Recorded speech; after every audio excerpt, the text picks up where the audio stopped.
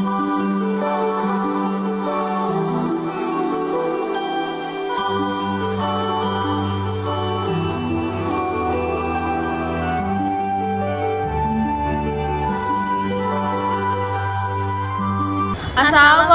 warahmatullahi wabarakatuh. Hi everyone, my name is Rania Maharani Romisa Putri. My name is 632507778. And the friend next to me is... Hello, my name is Rizka Dwi Yuliana. My name is 6325128. My class is 63106. We are from the accounting department at UBSI Kalimalang. Here we will discuss the central government performs in handling the disaster in Sumatra. Don't forget to like our video and enjoy watching! Rizka, have you heard about the major flood that recently happened in Sumatra? Yes, I saw houses submerged in water and mud. It was truly heartbreaking.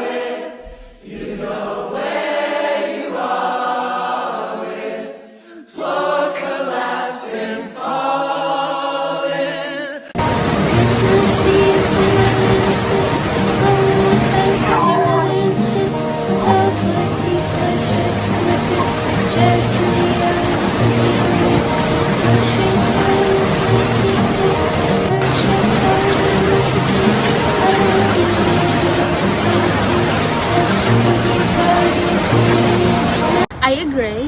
Saying residents lost their valuable belongings must be very painful. That's right, many people were forced to evacuate and stay in emergency shelter. Living in evacuation shelters for a long time must be uncomfortable, especially for children and the elderly. Yes, especially during flood like this, getting clean water also becomes a big problem. Yes, throwing garbage into rivers can cause water flow to get broken. Besides that, land clearing without considering the environment also worsens flooding. To protect the environment, the community and the government should work together. I agree, preventing flood requires awareness from everyone, not just one person. I feel very sad seeing children who cannot go to school because of the flood. Interrupting their education due to disaster is indeed very unfortunate. That's why the government needs to provide temporary school so children can keep learning. Continuing education even in difficult conditions is very important. Besides, educational and food and health service must also be prioritized. Providing medical checkups is very necessary to prevent disease after flu. Yes, such as diarrhea and skin disease caused by dirty water. I also saw in the news that the central government responded quickly in Sumatra. What do you think about their performance during this emergency response phase?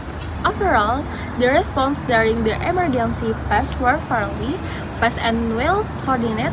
The direct presence of the president and related ministers, as well as the deployment of BNPB, Basarnas, the military, and the police in search, rescue, and evacuation operations, show strong commitment.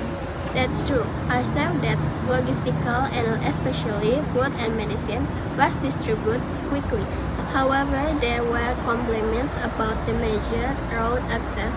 Was the infrastructure handling fast enough? This is the biggest challenge in the early phase. The central government responded quickly by sending heavy equipment and building daily bridges to restore access and by using helicopters to deliver logistics to isolated areas. However, for permanent repairs, we still need to see their performance in the next phase.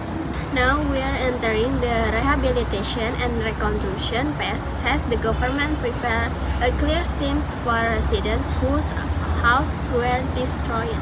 BNPB and the Ministry of Public Works and Housing have around their plans. There is commitment to compensation funds, for example, IDR 60 million for severely damaged houses. And the construction of temporary housing, the timelines is crucial. Their performance will be tested by the speed and quality of rebuilding infrastructure and permanent housing. I also heard that the government will conduct a thorough evaluation of the cause of landslide and floods related to spatial planning and environmental permits. Yes, that is an important public concern. The central government through the Ministry of Environment and Forestry must seriously audit land use in stream, river, forests. If disaster response is not accompanied by structural prevention, similar disasters will recur.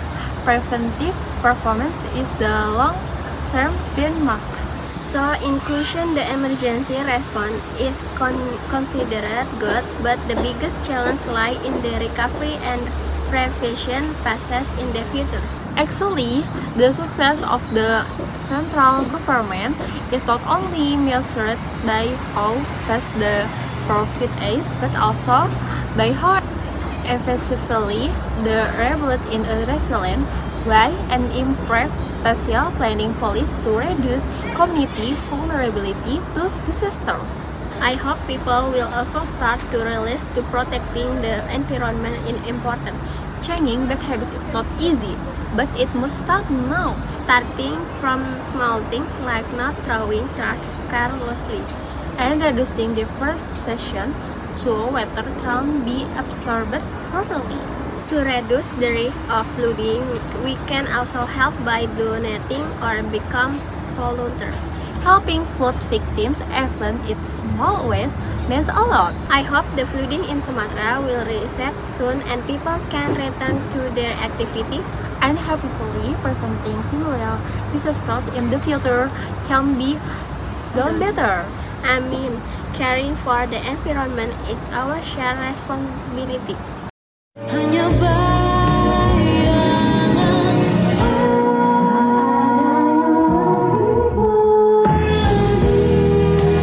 daripada kehilangan dirimu,